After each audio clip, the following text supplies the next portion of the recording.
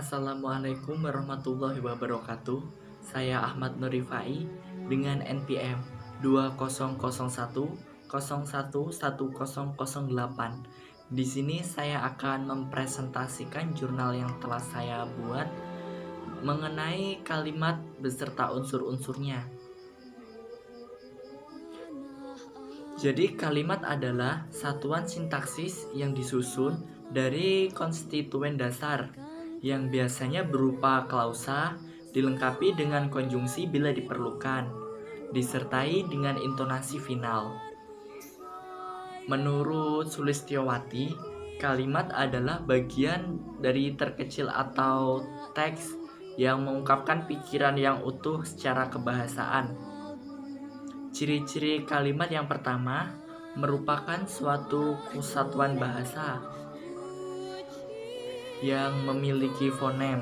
Yang kedua, dapat berdiri sendiri meskipun tidak dengan kalimat lengkap. Yang ketiga, mempunyai pola intonasi akhir.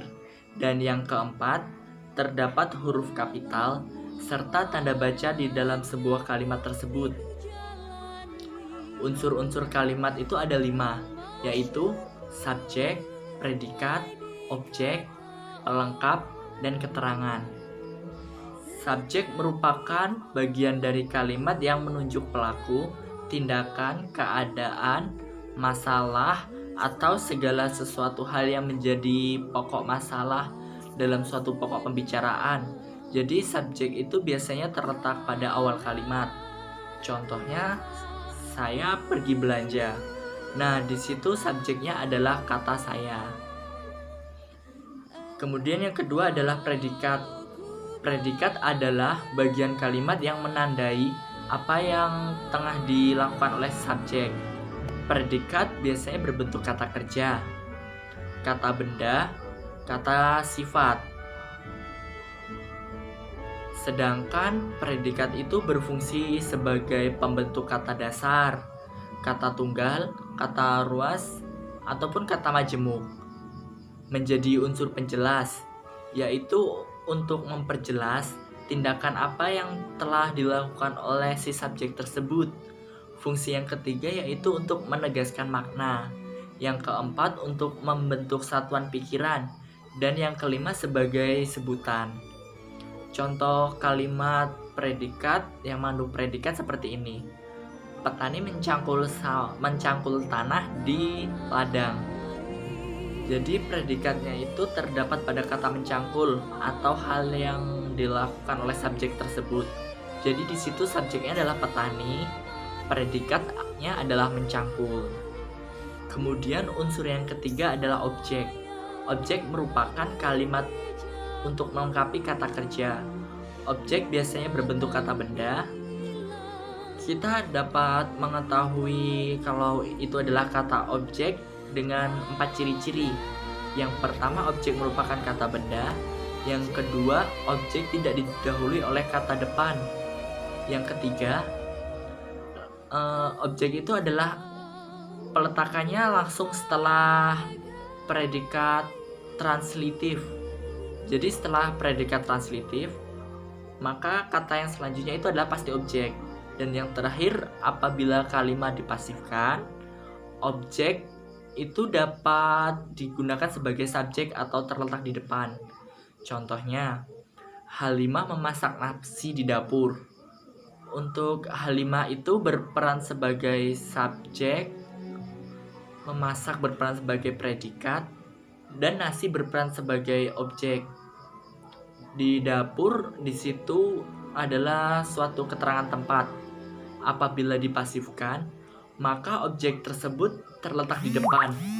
Jadi kalimatnya tersebut menjadi nasi dimasak oleh Halimah di dapur. Kata memasak ketika dipasifkan maka akan berubah menjadi dimasak. Kemudian unsur yang keempat yaitu adalah pelengkap. Pelengkap seringkali disamakan dengan objek. Padahal pelengkap itu beda dengan objek karena pelengkap itu tidak dapat menjadi subjek jika dipasifkan. Contohnya, Jojo membeli sepeda baru. Pada kalimat tersebut, yang menjadi objek tersebut adalah sepeda dan baru sebagai pelengkap dari suatu kalimat tersebut. Unsur yang terakhir adalah keterangan. Keterangan itu terbagi menjadi beberapa macam, seperti keterangan waktu. Di situ menunjukkan kapan terjadinya peristiwa atau kejadian itu terjadi. Yang kedua, keterangan tempat, menunjukkan lokasi di mana peristiwa itu terjadi. Yang ketiga, keterangan cara, memberikan keterangan bagaimana proses kegiatan dari suatu kalimat itu terjadi. Yang keempat, keterangan alat, yaitu alat yang digunakan dalam sebuah kegiatan. Yang kelima, keterangan tujuan, memberikan informasi tujuan pada kalimat. Misalkan supaya, agar. Nah, di situ adalah kata yang menunjukkan keterangan. Kata yang menunjukkan tujuan.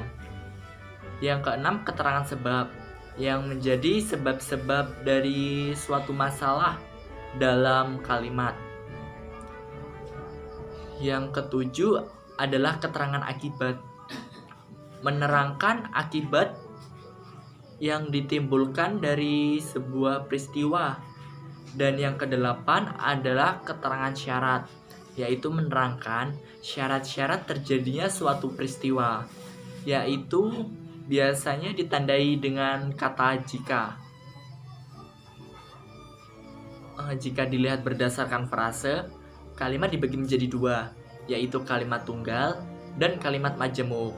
Untuk kalimat tunggal adalah kalimat yang memiliki satu pola, yang terdiri dari subjek dan satu predikat. Untuk kalimat majemuk dibagi menjadi 4 macam.